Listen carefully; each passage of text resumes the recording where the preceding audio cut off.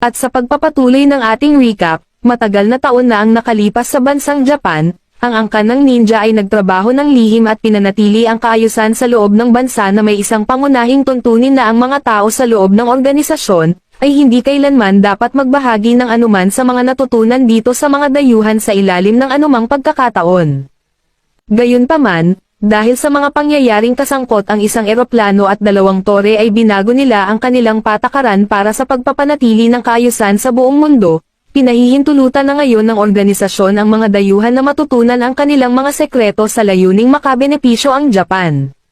Sa ilalim ng bagong pamamahala, sino man ang susuway sa mga utos o hindi nagustuhan ang bagong paraan ng paggawa ng mga bagay ay ituturing na traidor at magiging wanted. Sila ay tatapusin at hahabulin para patayin tulad ng nakita natin na nangyari kay Joe, na ang buong pangalan pala ay si Joe Higan.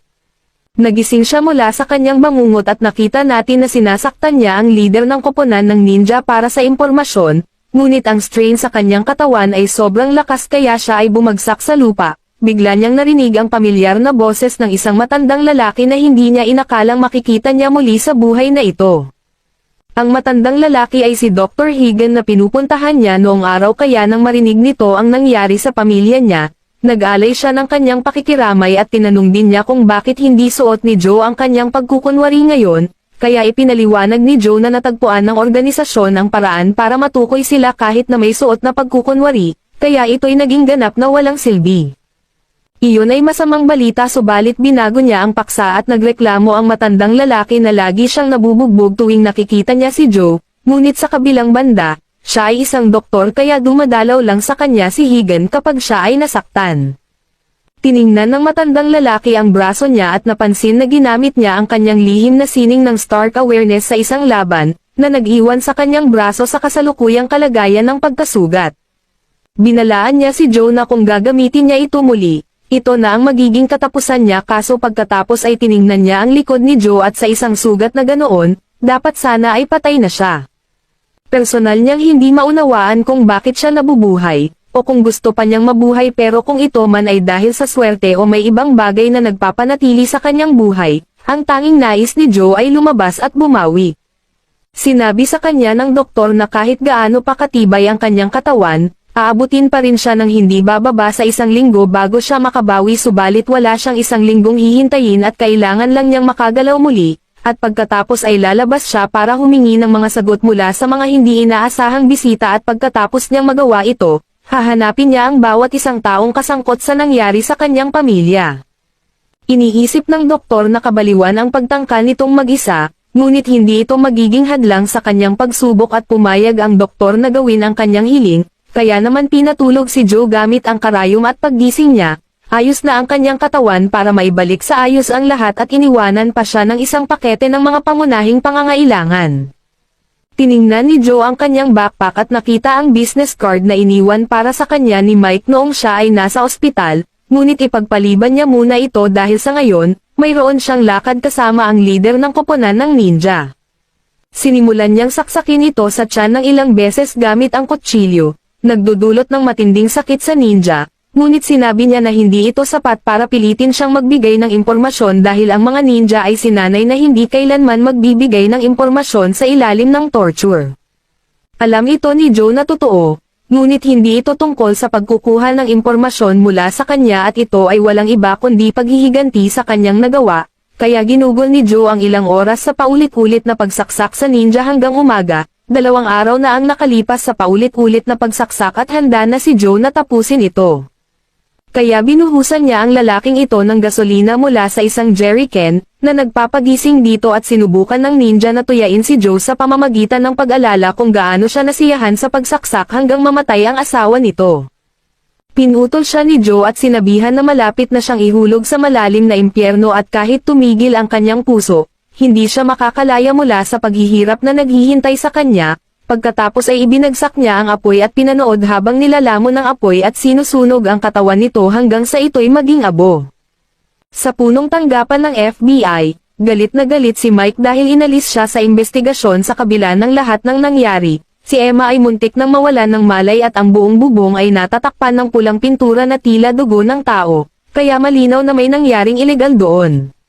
Gayunpaman sinabi ng hepe na wala silang magagawa dahil hindi nila alam kanino ang dugong iyon at hindi rin gumagana ang mga surveillance camera, kaya walang paraan para malaman kung ano talaga ang nangyari at higit sa lahat, sinabihan sila ng mga taong nasa itaas na itigil na ang investigasyon kaya kailangan nilang sundin ang utos.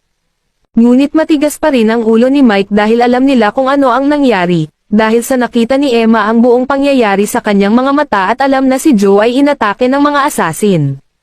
Gayunpaman, itinama siya ng kanyang boss at sinabing sigurado siyang sasang-ayon si Emma na imagination lang niya ang lahat ng iyon. Lumapit si Mike kay Emma at sinigawan siya dahil sa pagtanggi at pagsang-ayon na kunwari walang nangyaring ganon, ngunit wala siyang intensyong sumuko sa kaso. Nagkunwari lang siya para lumayo ang pamunuan sa kanya at sa totoo lang, nag-iimbestiga siya tungkol sa nakaraan ni Joe gamit ang computer ng kumpanya, na maaaring hindi magandang ideya kung sinusubukan niyang itago ito sa pamunuan. Subalit nakakita siya ng kakaiba na si Logan pati ang kanyang asawa at mga anak, ay gumagamit ng mga alias dahil walang record na sila'y umiiral at tiyak na may kahina-hinalang nangyayari at determinado si Mike na malaman ito. Samantala ay nagsimula na si Joe na maglakbay sa buong bansa para hanapin ang mga taong nais niyang paghigantihan, pumunta siya sa iba't ibang lugar ngunit palagi siyang bigo at anuman ang kanyang hanapin, sa huli ay napunta siya sa isang bar na matatagpuan sa gitna ng kawalan. Sa lugar na iyon, walang bodycam kaya malaya ang mga pulis na gawin ang lahat ng panghaharas at pangungutong na gusto nila, binigay ng may-ari ng bar ang lahat ng pera niya pero hindi pa rin sila nasiyahan at sinimulang bugbugin siya. Nang mapansin ng isa pang pulis si Joe na tahimik lang na umiinom ng kanyang serbesa, nagpa siya itong dagdagan pa niya ang kanyang biktima at inakusahan niya si Joe na ninakaw ang motorsiklo na dinala niya roon, kaya natural lang na kailangan niyang kunin ang bisikleta pati na rin ang lahat ng laman ng wallet nito. Sinubukan ni Joe na huwag pansinin ito para hindi siya masangkot, pero naging marahas ang pulis kaya kinailangan niyang ilagay ito sa lugar at pinatulog ang lalaki sa isang segundo. Pagkatapos ay lumakad siya palabas pero hindi sapat ang talino ng isa pang pulis para malaman kung kailan dapat umurong, kaya sinubukan niyang hampasin si Joe gamit ang kanyang armas pero nang makita natin ito ay hindi man lang pinatamaan ni Joe ang lalaki, sapat na ang lakas mula sa kanyang suntok para bumalibag ito papunta sa pader. Ngayong naayos na ang lahat, lumabas siya at naalala ang business card na ibinigay sa kanya ni Mike at baka magpasya siyang tumawag pagkatapos ng lahat. At sa opisina ng FBI ay nagrereklamo si Mike tungkol kay Emma na gumugugol ng sobrang oras sa paglalaro gamit ang VR headset na mayroon siya, ngunit may dahilan siya para dito dahil may mga nangyayaring bentahan ng droga sa mga laro tulad ng Minecraft kaya kailangan niyang magsagawa ng masusing investigasyon dito. Kung hindi ay wala na silang oras na mag-imbestiga sa kaso kasama si Joe, biglang tumanggap si Mike ng tawag mula sa isang hindi kilalang numero at nang sagutin niya ito ay si Joe ang nasa linya na nagpakilala bilang Joe Logan.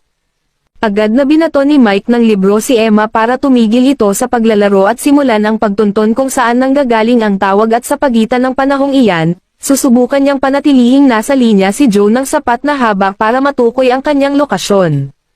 Alam niyang alias lang ang ginamit nito kaya tinanong niya kung sino talaga siya, pero nais ni Joe na mag-usap sila ng personal at alam na niya ang tactics nila, nasubukan na malocate siya kaya winasak niya ang telepono. Tumawag ulit siya gamit ang ibang telepono at sinabi niya na ito na ang huling pagkakataon nila para makuha ang kanyang kooperasyon, kaya sinabi niya kay Mike na pumili ng lugar para sa kanilang pagkikita. Nagulat si Mike na pinapayagan siyang pumili ng lugar. Ngunit dahil sa kanya ang pagpili doon ay pinili niya ang isang lokal na Chinese restaurant at ng gabing iyon, pumunta si Joe sa bayan at umakyat sa isang gusali para masiyasat ang lokasyon na pinili ni Mike para matiyak na hindi ito isang bitag. Samantala, kakapasok lang ni Mike at ipinaalam sa may-ari na gagamitin niya ang kanyang restaurant bilang lugar ng pagpupulong kasama ang isang taong mag-isa lang na tumalo sa isang hukbo ng asasin. Sa tingin niya ay perpekto ang lugar dahil bihira lang ang tao dito dala na rin sa mahina ang negosyo, subalit kailangan niyang hilingin sa may-ari na umalis muna saglit habang nandito sila para sila ay mag-isa. Hindi nagustuhan ng may-ari ang ideya kaso nang dumating si Joe, isang tingin lang niya rito at alam ng may-ari na ayaw niyang nandoon at baka madamay pa sa mangyayari, ngunit bago siya umalis sinabi niya kay Mike na siya ang mananagot sa anumang masisira sa restaurant. Gusto ni Mike na makita ang mukha ni Joe para masiguro na siya nga ang taong hinahanap niya, ngunit hindi handa si Joe na magpakita ng ganoon kalayo at nang malapit na siyang umalis, tinawag siya ulit ni Mike at sinabihan na umupo para sila ay mag-usap. Malaking panganib ang pagpunta niya rito para makapag-usap, ngunit hindi talaga siya interesado sa pag-uusap sa ngayon at ang gusto lang niya ay makakuha ng impormasyon tungkol sa mga taong pumatay sa kanyang asawa at anak. Gayunpaman, hindi talaga balak ni Mike na makipagnegosasyon kay Joe at habang siya'y tumatayo at itinutok ang kanyang baril kay Joe, nanatili pa rin siyang mahinahon sa kanyang upuan dahil alam niya na hindi siya masasaktan ng baril, subalit naniniwala pa rin si Mike na siya ang may kontrol at inutos niya kay Joe na humiga sa sahig. Biglang bumukas ang pinto at isang delivery guy ang pumasok para kunin ang isang order, kaya napilitan si Mike na pansamantalang itabi ang baril subalit patuloy lang na nakaupo doon si Joe, matyaga na naghihintay na matapos si Mike para ipagpatuloy ang kanilang usapan.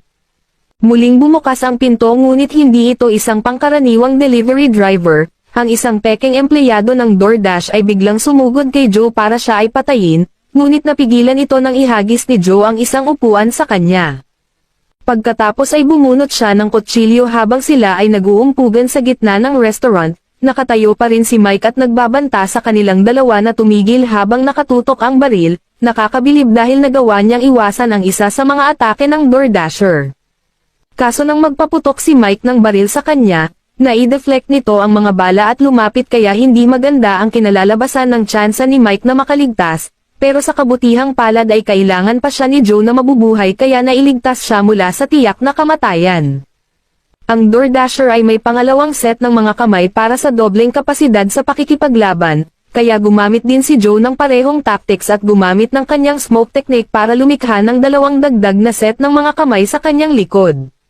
Sa dagdag na bilis ng atake, nakayanan niyang mapagtagumpayan ang DoorDasher at maibalik sa kanya at sa isang pagbabago ng pangyayari ay may isa pang DoorDasher na nagtatago sa backpack kaya ngayon, kinakailangan ni Joe na harapin ang dalawa sa kanila.